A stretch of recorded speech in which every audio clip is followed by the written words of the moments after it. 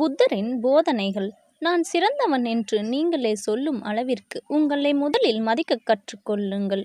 வெளியில் நடப்பதையெல்லாம் எப்போதும் கட்டுப்படுத்த முடியாது. ஆனால் எனக்குள்ளே என்ன செய்வது என்பதை என்னால் எப்போதும் கட்டுப்படுத்த முடியும். எந்த ஒரு சூழ்நிலையிலும் நல்லதை மட்டுமே பார்ப்பதற்கு உங்கள் மூளைக்கு பயிற்சி கொடுங்கள். பொறுமையாய் இருங்கள். சில நேரங்களில் நீங்கள் சிறந்ததை பெறுவதற்கு முன்பு சில மோசமானவற்றை சந்திக்க வேண்டியிருக்கும். வாழ்க்கை என்பது மகிழ்ச்சி, துக்கம், கடினமான நேரம் மற்றும் நல்ல நேரங்கள் ஆகியவற்றின் வட்டமாகும்.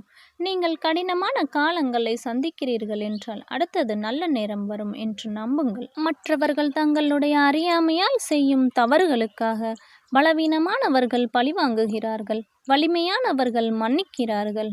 அறிவாளிகள் புறக்கணிக்கிறார்கள். அவர்களை மன்னியுங்கள். உங்கள் வாழ்வில் உங்களுக்கு தெரிந்தோ தெரியாமலோ சில கெடுதல்களை செய்துவிட்டு அந்த செயல்களுக்காக உங்களிடம் வருத்தம் கூட தெரிவிக்கவில்லை என்றாலும் அவர்களை மன்னித்து விடுங்கள். ஏனென்றால் ஆத்திரம், கோபத்தை பிடித்து கொண்டிருப்பது உங்களுக்கு மட்டுமே தீங்கு விளைவிக்கும். எந்த ஒன்றாக இருந்தாலும் அதை நீங்கள் செய்வதற்கு தகுதியாக இருந்தால் அதை முழு மனதுடன் செய்யுங்கள். எதையும் ஆராய்ந்து தீர்ப்பு சொல்ல வேண்டாம். நீங்கள் மகிழ்ச்சியுடன் இருப்பீர்கள்.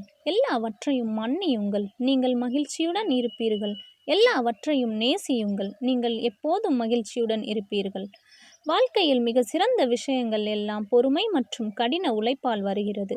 தவறான விஷயங்கள் தவறுதான், அதை எத்தனை பேர் செய்தாலும். சரியான விஷயங்கள் சரிதான், அதை யாரும் செய்யாவிட்டாலும். உங்களை நேசிப்பவர்களை பாராட்டுங்கள். உங்கள் உதவி தேவைப்படுபவர்களுக்கு உதவுங்கள். உங்களை புண்படுத்தியவர்களை மன்னியுங்கள். உங்களை விட்டு பிரிந்தவர்களை மறந்து விடுங்கள். உங்கள் இதயத்தில் அமைதி இருக்கும்போது எந்த ஒன்றும் உங்களை தொந்தரவு செய்யாது. ஒரு நல்ல மனம் மற்றும் கனிவான இதயம் உங்களுக்கு தேவைப்படுகிறது. எந்த ஒரு மிகப்பெரிய சாதனையும் அது முடியும் வரை அது சாத்தியமில்லை என்றுதான் தோன்றும். புன்னகை அது உங்களை நன்றாக உணர வைக்கும். பிரார்த்தனை உங்களை வலுவாக வைத்திருக்கும். அன்பு அது வாழ்க்கையை ரசிக்க வைக்கும்.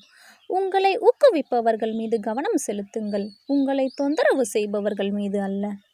உங்கள் வாழ்க்கையை நீங்கள் எப்படி வாழ வேண்டும் என்பது உங்கள் கையில் தான் உள்ளது. அதை மற்றவர் கையில் கொடுத்து விடாதீர்கள்.